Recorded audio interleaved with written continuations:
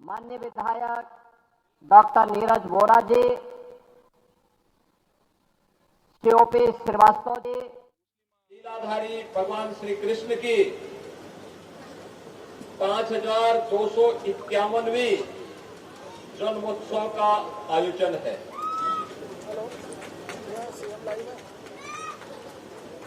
ये जो आयोजन है केवल आयोजन मात्र नहीं है, विरासत के साथ जोड़ते हुए पिछले 5251 वर्षों से पूरे भारत का सनातन धर्मावलंबी इन आयोजनों के साथ जुड़ता रहा है और यह एकमात्र आयोजन है जो थानों में, जेलों में, पुलिस लाइनों में इतनी भव्यता के साथ आयोजित करके कानून व्यवस्था और सुरक्षा के अपने अत्यंत महत्वपूर्ण दायित्व का निर्वहन करने वाले पुलिस कार्मिकों की सुरक्षा से जुड़े हुए विभागों के एक महत्वपूर्ण आयोजन के साथ जुड़ करके श्री कृष्ण जन्मोत्सव के इस कार्यक्रम के साथ उन्हें इस आयोजन के माध्यम से जोड़ा जाता है। बहनों और भाइयों, हम सब जानते हैं कि भगवान श्री कृष्ण यद्यपि श्री हरि विष्णु के एक पूर्ण अवतार के रूप में मान्य है, जन्म से ही उनकी लीलाओं का क्रम प्रारंभ हुआ और ये मान्यता है कि इस धराधाम पर 125 वर्ष 8 महीने उन्होंने व्यतीत करने के बाद अपनी लीला को स्वयं विश्राम दिया। एक लंबे समय तक उनकी लीलाओं को अलग अलग कार्यक्रमों के माध्यम से हम लोग सुनते हैं, प्रमाण के रूप में उन्हें प्रयोग करते हैं और श्रीमद् भगवत गीता दुनिया का एकमात्र ऐसा पावन ग्रंथ है जो युद्ध भूमि में उन्होंने अपने सखा और अपने शिष्य अर्जुन को जो अमर ज्ञान दिया, उसे आज श्रीमद् भगवत गीता के रूप में हम लोग घर घर में उस ग्रंथ की पूजा करते हैं। यहां तक कि भारत की न्यायपालिका भी उस ग्रंथ के प्रति उतना ही श्रद्धा का भाव रखती है जितना सनातन धर्मावलंबी रखता है। श्रीमद् भगवत गीता को मोक्ष ग्रंथ भी माना गया है। मुक्ति हम सबके लिए ये मान्यता है कि जीवन में हर मनुष्य के लिए जीवन के 4 महत्वपूर्ण पुरुषार्थ हैं: धर्म, अर्थ, काम और मोक्ष। आधारशिला धर्म से प्रारंभ होती है। वह अपने कर्मों के माध्यम से जो अर्थ का उपार्जन करता है, वह उसकी कामनाओं की सिद्धि में जब वह उसका उपभोग करता है, उसका उपयोग करता है, तो उसकी मुक्ति का मार्ग स्वतः प्रशस्त होता है। यह एक सामान्य मान्यता है, लेकिन श्रीमद् भगवत गीता के लिए जो सबसे महत्वपूर्ण उपदेश है हर भारतवासी के लिए, यह उपदेश आज भी हम सबको एक नई प्रेरणा प्रदान करता है। याद करिए, आजादी के अमृत महोत्सव के मुख्य समारोह को संबोधित करते हुए देश के यशस्वी प्रधानमंत्री जी ने देशवासियों से कहा था कि हम लोग देश के अमृत महोत्सव को, आजादी के अमृत महोत्सव को मना रहे अमृत महोत्सव मात्र अमृत महोत्सव नहीं है।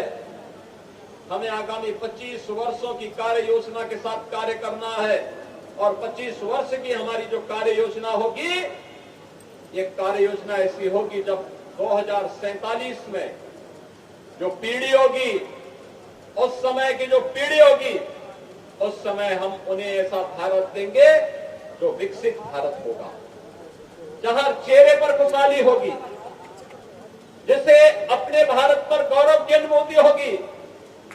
कहीं कोई दुखी नहीं होगा, कहीं कोई दरिद्रता नहीं होगी, कहीं कोई अराजकता नहीं होगी, कहीं कोई गुंडागर्दी नहीं होगी। हर हाथ को काम होगा, हर खेत को पानी होगा। और इस संकल्प के साथ जब हम आगे बढ़ेंगे, 2047 के इस लक्ष्य को प्राप्त करने के लिए उन्होंने पंच प्रण की बात कही। पंच प्रण में जो सबसे महत्वपूर्ण प्रण है वह है नागरिक कर्तव्यों का। याद करिए, श्रीमद् भगवत गीता में भगवान कृष्ण भी अर्जुन से एक ही बात कहते हैं कि कर्मण्येवाधिकारस्ते मा फलेषु कदाचन। हे अर्जुन, तुम कर्म करते रहो, फल की चिंता मत करो। अक्सर होता है हम कौन सा काम करेंगे, इसके लिए हम लाभ और हानि देखने का प्रयास करते हैं, और जब भी हम किसी कार्य को करने के पहले लाभ और हानि की चिंता करते हैं तो हम उसके पुण्यों से वंचित हो जाते हैं।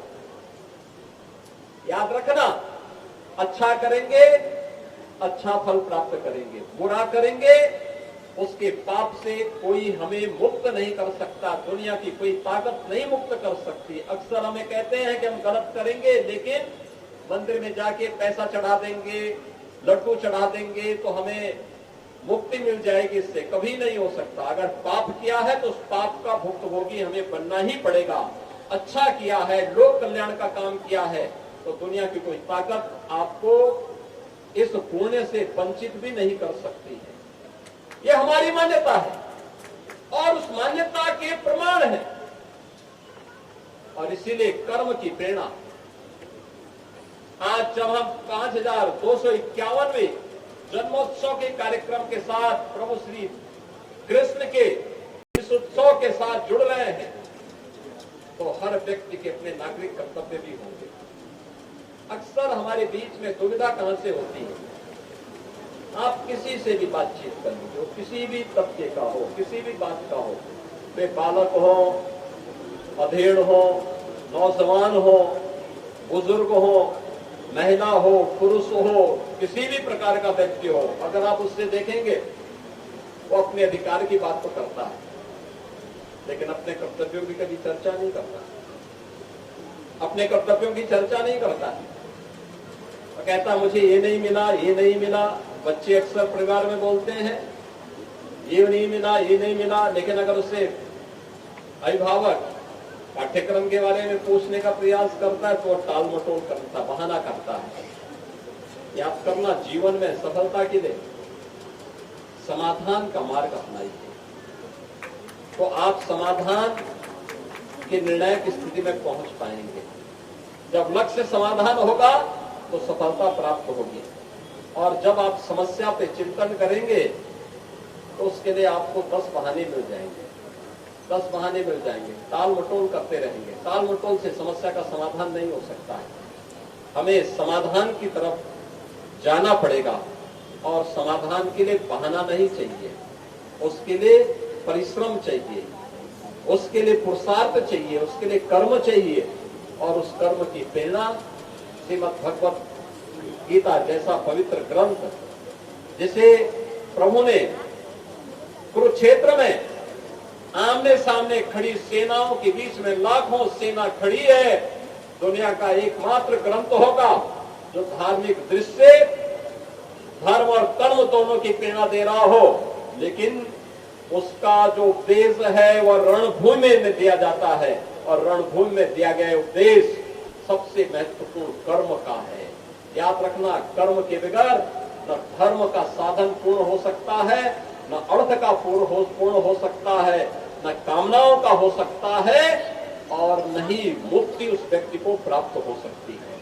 और इसीलिए कर्म हमेशा भारतीय परंपरा ने, भारतीय मनीषा ने कर्म को प्रधानता दी है। आज मुझे प्रसन्नता है, उत्तर प्रदेश पुलिस बल ने कर्म दिखाया, हानि लाभ की चिंता नहीं की।